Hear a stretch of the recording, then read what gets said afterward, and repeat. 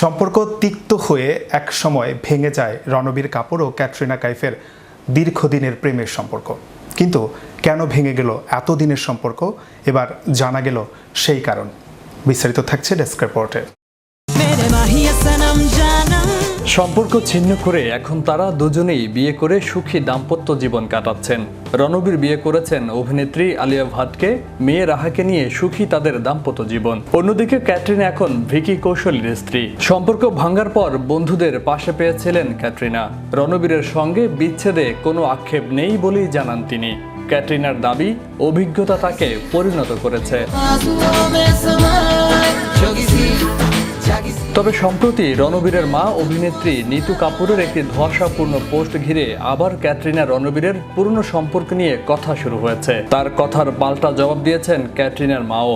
ছেলে মেয়ের অতীত সম্পর্কে নিয়ে বাকযুদ্ধ পৌঁছেছিল চরমে। পরোক্ষভাবেই সমাজ মাধ্যমে পরস্পরকে তীর ছুঁড়েছিলেন ক্যাটরিনার মা সুজান টারকোট এবং রণবীরের মা নিতু কাপুর। সম্প্রতি সেই লড়াইয়ে দাড়ি টানলেন সুজান। নিজের ভাইরাল পোস্টের ওপর একটি নতুন বিবৃতি যোগ করে লিখলেন, কারো উদ্দেশ্যে কিছু বলেননি তিনি। কয়েক বছর আগে এক সাক্ষাৎকারে ক্যাটরিনা অবশ্য তাদের সম্পর্কের ভাঙন নিয়ে কিছু কথা বলেছিলেন। জানিয়েছিলেন, যাই হয়ে থাকুক পরস্পরকে এখনো সম্মান করেন তারা এবং এটি বদলাবে না। কানাঘুষো শোনা যায় দুই তারকার অহংবোধে আঘাত লেগেছিল। অশান্তি, মনোমালিন্য নিত্যসঙ্গী ছিল।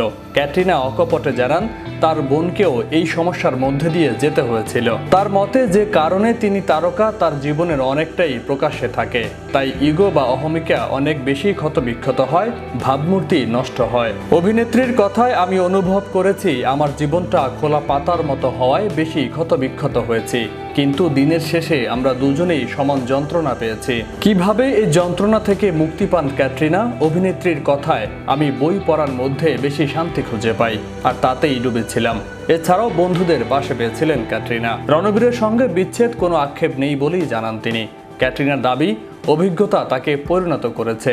অতীত থেকে অনেক কিছু শিখেছেন ক্যাটরিনা।